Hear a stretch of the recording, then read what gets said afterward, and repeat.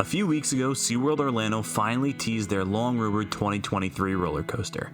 The short clip doesn't reveal too much, but through the massive leaks from earlier last year, we know it to be the world's first B&M surf coaster. Let's take a look.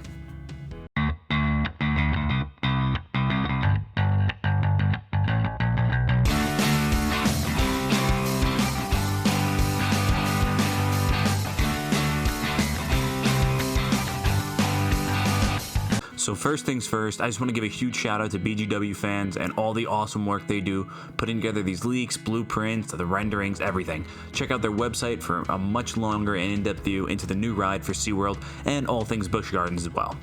Now, this was originally leaked as Project Penguin back in December, the rumor for which has always been that B&M would finally enter the launch coaster game full-time, instead of the one-off versions they've made such as the Hulk at Islands of Adventure or Thunderbird at Holiday World. Now, the elements of the ride will be mostly low to the ground and compact, with at least one inversion, some airtime hills, and the biggest news are stand-up trains. Now, the short teaser clearly shows stand-up style trains, which have not seen a new installation from B&M since 1999. Now, the company has filed patents for a new and improved stand-up restraint system, so it will not be the 90s looper style. However, how different it's going to be is yet to be seen. Now, the biggest known change is the 2 across seating instead of 4, as well as the possibility of a vest restraint, but that's unconfirmed. Honestly, for them to bring this back, it must be a substantial change and hopefully a big improvement.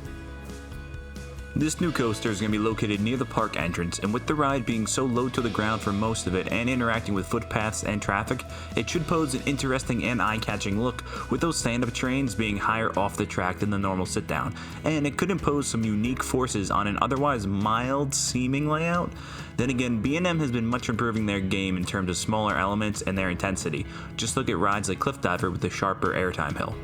Now, for the company, if this poses as a viable and attractive model, it could open significantly more opportunities for the company to go into different parks. And I wonder if them experiencing more and getting more launches on their coasters means they might bring it out into other models. I would love to see them work in a launched flyer at some point to rival the Comas. Now, for SeaWorld Orlando, this is going to be their 5th major thrill coaster, 6th if you count their water coaster, and 2nd straight launch coaster. Now, Icebreaker offers a fairly low-to-the-ground launch experience as well, but the inversion and stand-up design of the new Project Penguin coming should set this a little bit apart, and it should be a little more of a thrill-style attraction. Now, I will admit they are close in style, but a park could never really have enough launch coasters in my opinion, plus it continues to bolster a thrill collection that simply needed some more quantity.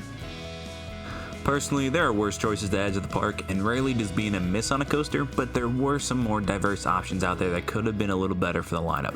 I am pretty hopeful though, especially since SeaWorld been on such a hot streak adding strong rides to their parks, and pushing B&M to their next era of rides and innovation is a big step here. As for when it will open, the park is yet to release or open a time frame up besides 2023, but with track on site and construction already underway, it should be ready for next year pretty early. Now, what do you guys think of this new edition set for next year, and is it the right choice for the park? Let me know down below, and until next week, that's all from the shores of Island Coasters.